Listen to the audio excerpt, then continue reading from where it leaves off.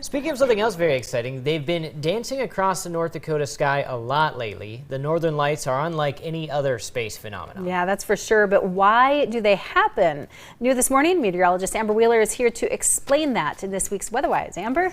Well, North Dakota is one of the best places in the lower 48 to see the northern lights. This was even taken just a few nights ago from Shelton, just north of Williston. But as beautiful as they are, these lights are rather violent when you think of it. They come from energized particles hurling towards Earth from the sun at around 45 million miles per hour. The only thing that protects us is Earth's magnetic field. But what's interesting about this magnetic field is that it's the weakest at the poles.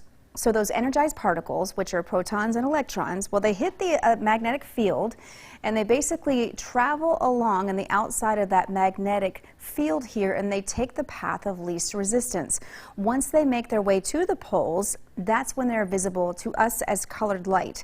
The closer to the poles you are, the easier it is for you to see them. Now, their colors come from how high they are in the atmosphere and where they're colliding with nitrogen and oxygen molecules. For instance, we see a lot of green here. That's from the particles colliding with oxygen molecules at about 100 to 200 kilometers up. That is the equivalent of being about 60 to 120 miles above surface.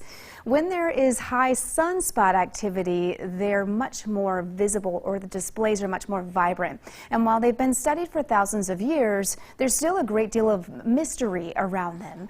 Early astronomers have mentioned the lights in their reports. In fact, NASA has a Chinese report dating back to 193 BC.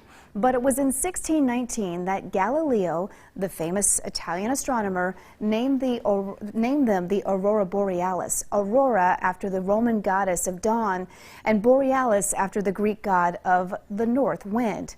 And Josh and Alicia, we do have southern lights. They are over, of course, the magnetic South Pole, and they are referred to as the Aurora Australis. Wow. Yeah, the mystery behind them is they have like their own lore, it seems like. They really do. And you were saying earlier, Josh, you know, you and I grew up in bigger cities. We had all this light pollution. So they just sounded like this cool, you know, fantasy. Yeah. And then Alicia, growing up on a farm, you got to see them. It's kind of fun to live in this part of the country where we could see stuff like this. And we even got to see it live together on our KX Cam in Meteorologist yesterday. That was amazing. So cool. Well, and I mean, from North Dakota to Alaska, when I lived in Alaska, they just seem to even be more amazing and just colorful. I think, yeah, the vibrancy, is that accurate? I mean, yes. Okay. So you're going to be, when you're closer to that magnetic North Pole, and I believe it's approximately within 1,500 miles from that, that's where you're going to have your best view, and the colors are going to be much more vibrant. So